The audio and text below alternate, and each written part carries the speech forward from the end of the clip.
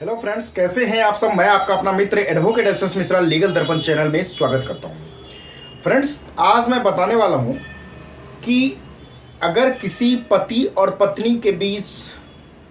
Marital dispute चल रहा है, शादी का डिस्प्यूट चल रहा है, शादी हुआ है, तलाक तक बात जाता है, तलाक तक बात जाने के बाद फिर तलाक हो जाता है, फिर उसके कुछ दिन बाद लड़की के पिता के द्वारा इन-लॉज वाले पे यानी लड़की के ससुराल वालों पे लड़की को जो उनके पिता के द्वारा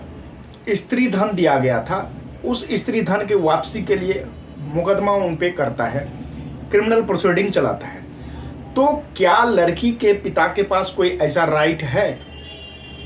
कि वो मुकदमा चला सकते हैं? यदि लड़की का मस्तिष्क ठीक है, लड़की स्वस्थ मस्तिष्क की है, वह जिंदा है, वह कैपेबल है हर तरह के डिसीजन लेने में,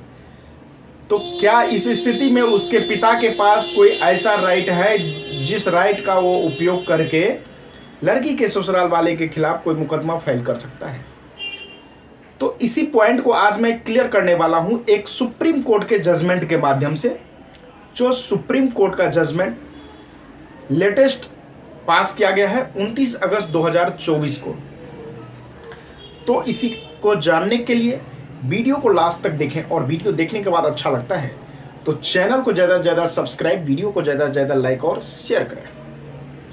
आइए फ्रेंड्स, जानते हैं, जब किसी कपल में यानी पति और पत्नी में कोई मैरिटल डिस्प्यूट चल रहा हो और वह डिस्प्यूट तलाक में बदल जाता है, तलाक हो जाता है डिस्प्यूट के कारण, या कुछ दिन बाद उसमें सेटलमेंट हो जाता है। सेटलमेंट होने के बाद लड़की के पिता के द्वारा यदि कोई ऐसा मुकदमा फाइल किया जाता है कि हमें स्त्री धन चाहिए, या फिर लड़की का तलाक हो गया लेकिन तलाक के समय वो किसी भी स्त्री धन की वापसी के लिए, स्त्री धन हुआ जैसे कि उसको जो भी सामान दिया हो,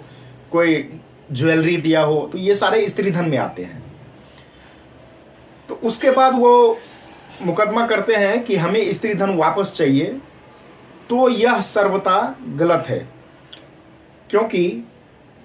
लड़की जिंदा है, लड़की स्वस्थ मस्तिष्क की है, वह कोई भी डिसीजन लेने के योग्य है, और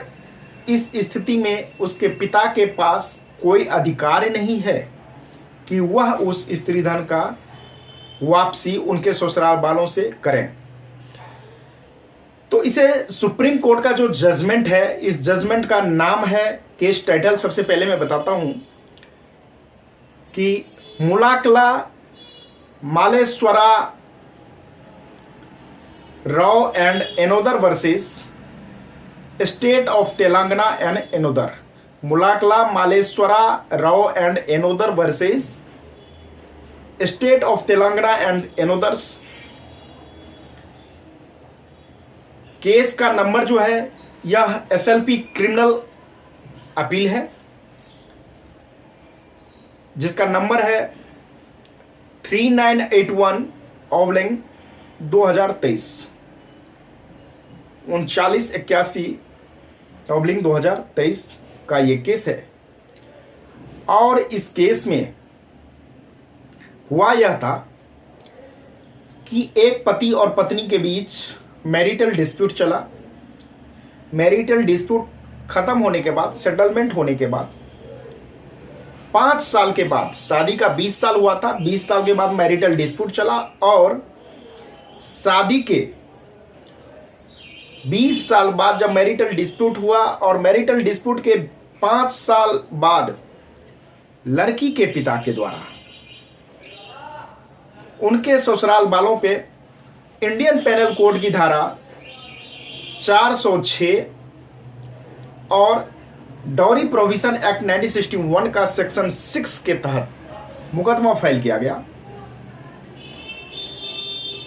स्त्री धन की वापसी के लिए, जिस पे सुप्रीम कोर्ट ने कॉग्निजेंस लिया। सुप्रीम कोर्ट ने फैक्ट्स को देखा, जाना, और कंक्लूजन ये आया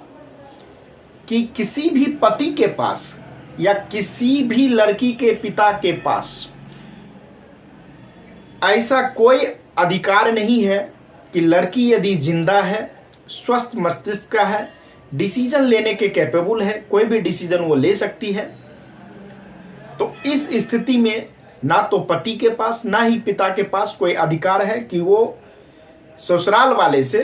किसी भी प्रकार की स्त्री धन की वापसी के लिए कोई मुकदमा करे। और यह डिसीजन देते हुए सुप्रीम कोर्ट ने उसके इनलॉज वाले पे यानी ससुराल वाले पे जो भी 406 आईपीसी और डॉरी प्रोविजन एक्ट का सेक्शन 6 का मुकदमा था, एफआईआर था, उस एफआईआर को क्वैश कर दिया,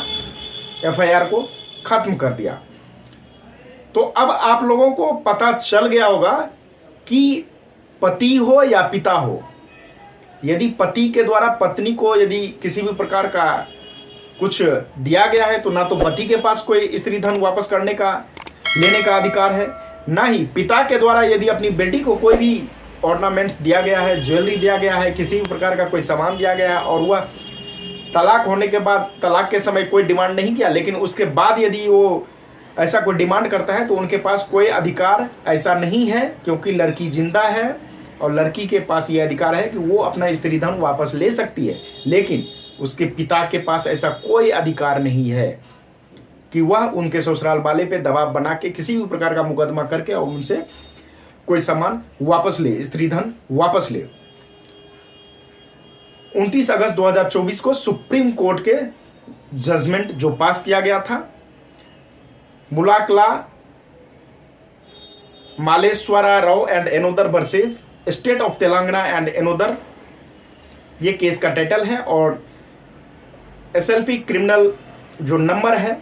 उसका 3981 ऑफ 2023, 3981 ऑफ 2023 केस नंबर है। आप लोग यदि डिटेल में पढ़ना चाहते हैं जजमेंट को तो गूगल में सर्च करके ये केस टाइटल और गूगल से आप लोग जजमेंट को डिटेल में पढ़ सकते हैं।